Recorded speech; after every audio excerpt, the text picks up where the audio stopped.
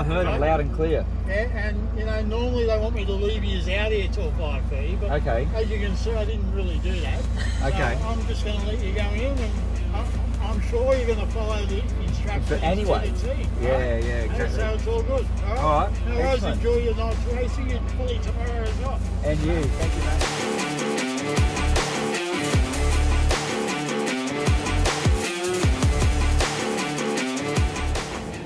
Hello and welcome to another episode of JB TV.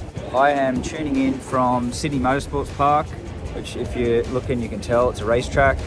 Back in Australia for the British Superbike's off season, and like last year I've got myself into the St George Motorcycle Club Summer Night Series. So although it's still very much daytime, it'll soon be getting dark and we'll be doing some racing. I'll get a 10 minutes practice / qualifying session, and then it'll be 3 races. Once it starts, it's a fair bit of action. It's like shotgunning the races pretty quickly. So just thought I'd start off with letting you know how it is. Obviously the weather looks fairly good. There might be a cloud somewhere. No, there aren't any clouds. There you are. So let's see how this goes.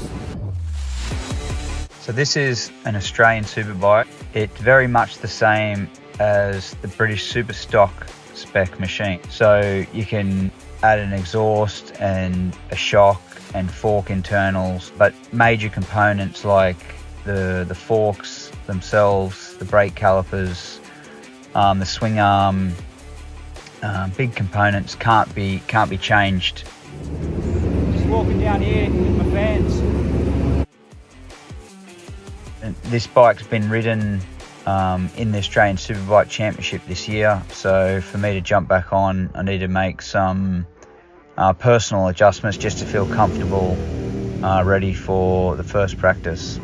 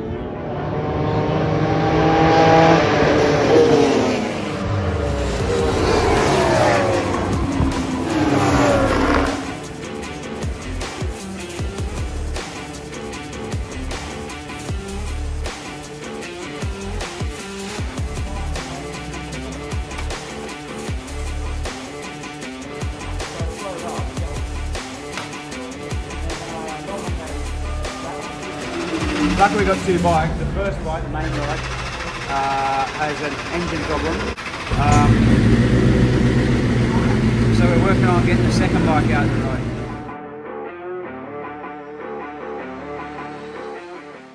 Fortunately they had a spare bike, which is a bit different to BSB, where we're not allowed to have a spare bike in BSB, but here they are. So that was very fortunate in the short schedule time that we have to make changes. So just literally swapped over some wheels and some suspension settings, and the spare bike was ready to go.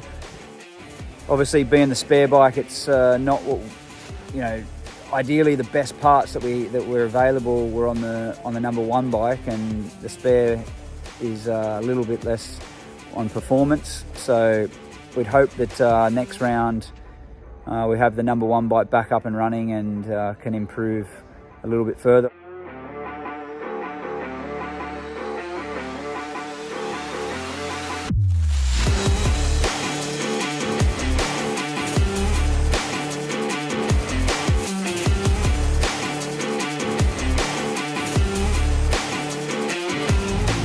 Maybe the intervention was there for a reason. It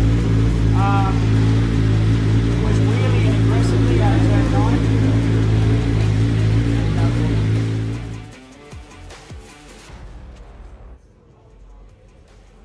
It hasn't recognised the slip.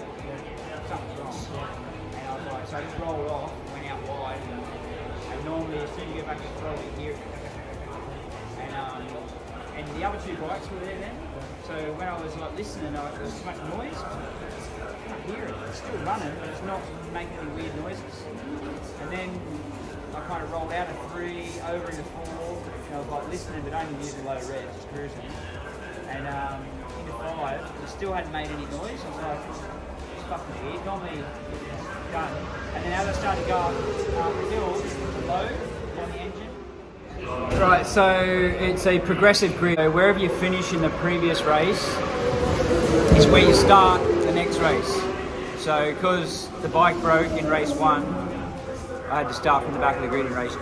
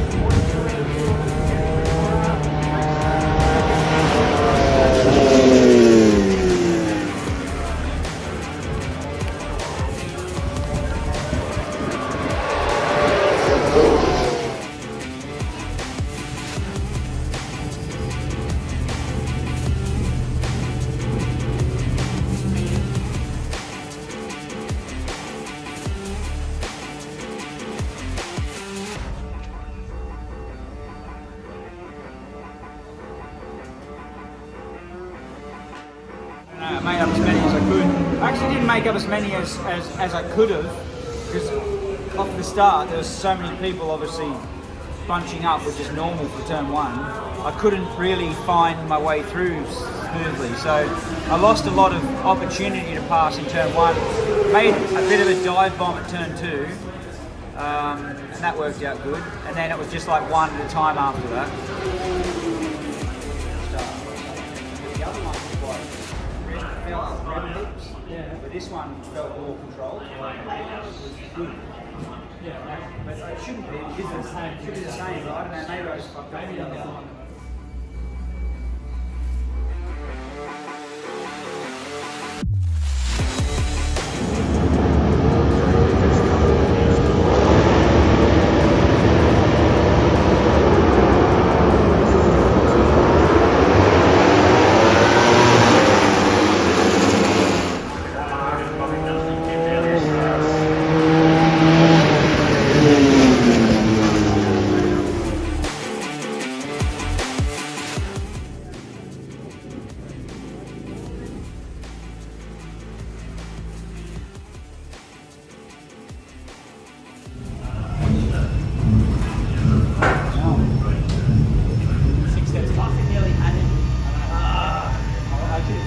I got sucked in. Because of the draft, I was just like way offline in the turn 10. I was over on the side, like, I'm better off to come second. Turn 9, you were like on the outside. Yeah. I wanted to do that. I know whether you can pass it on the outside. No, you go around the outside and you change direction.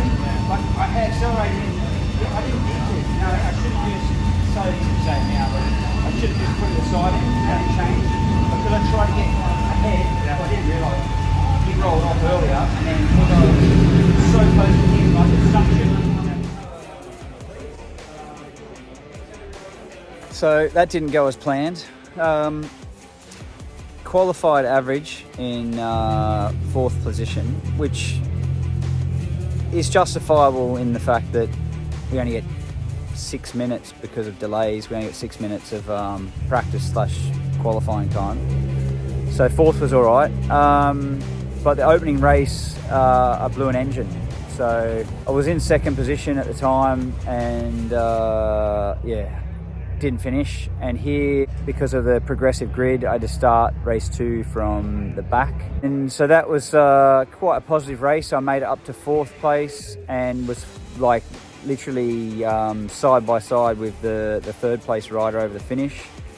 And then in the last race, started off 4th on the grid and made it a good race for the lead, in fact, and had a bit of a lunge on the last lap, but couldn't make it stick, so ended up 2nd. So not too bad. The competition is been good, and strong, and now we can try and focus on getting the bike in a better state for the next round. Whether I did set a new lap record for night racing, and that was half a second quicker than my best lap time last year. So there are some positives out of the night in amongst the few negatives, but all in all, pretty good. See ya.